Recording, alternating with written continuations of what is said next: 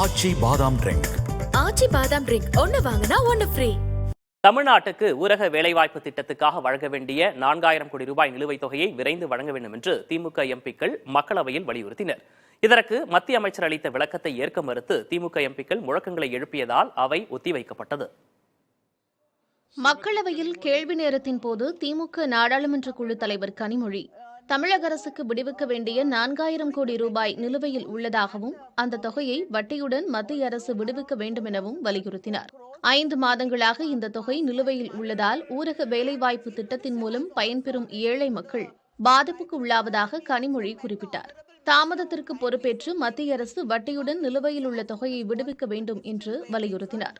இதற்கு பதிலளித்த மத்திய அமைச்சர் சந்திரசேகர் 15 நாட்களுக்கு மேல் தாமதம் ஏற்பட்டால் 0.05% வட்டி அளிக்க வேண்டும் என்று சட்டத்தில் குறிப்பிடப்பட்டுள்ளதாக பதிலளித்தார். மாநில அரசு வட்டியையும் சேர்த்து பின்னர் மத்திய அரசிடம் பெற்றுக் கொள்ளலாம் என்று அவர் குறிப்பிட்டார்.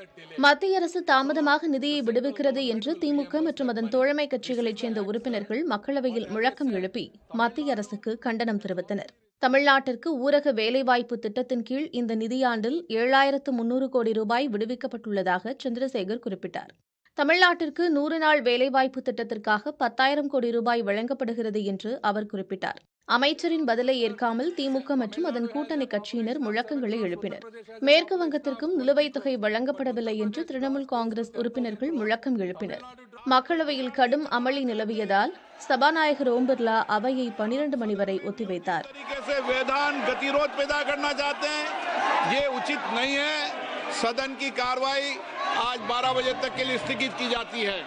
இதுகுறித்து விளக்கமளித்த மத்திய அமைச்சர் சிவராஜ் சிங் சௌகான் நிலுவையில் உள்ள தொகை விரைவில் விடுவிக்கப்படும் என்று தெரிவித்தார்.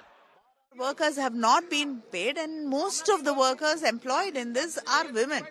So they're finding it so difficult.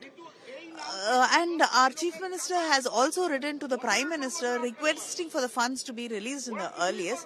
So after our protest, and we're grateful that all other parties also joined the DMK in the protest who raised this question, that the minister has promised that he will give the funds which are due to Tamil Nadu in the first week of April. I hope it really happens and they keep up the promise. முன்னதாக தமிழகத்திற்கு ஊரக வேலைவாய்ப்பு திட்டத்தின் கீழ் வழங்க வேண்டிய நிதியை விடுவிக்க வலியுறுத்தி கனிமொழி மக்களவையில் ஒத்திவைப்பு தீர்மான கோரிக்கை கடிதம் அனுப்பினார். நாடாளுமன்றத்தில் மத்திய அரசு வழங்கிய விளக்கங்கள் திருப்தி அளிக்கவில்லை என்று குறிப்பிட்டு ராகுல் காந்தி, பிரியங்கா காந்தி மற்றும் பல காங்கிரஸ் நாடாளுமன்ற உறுப்பினர்கள் நாடாளுமன்ற வளாகத்தில் முழக்கங்களை எழுப்பினர். புதிய தலைமுறைக்காக புதுடில்லியிலிருந்து கணபதி சுப்பிரமணியம். ஆச்சி பாதாம் ட்ரிங்க். ஆச்சி பாதாம் ட்ரிங்க் ஒன்னு வாங்கினா ஒன்னு ஃப்ரீ.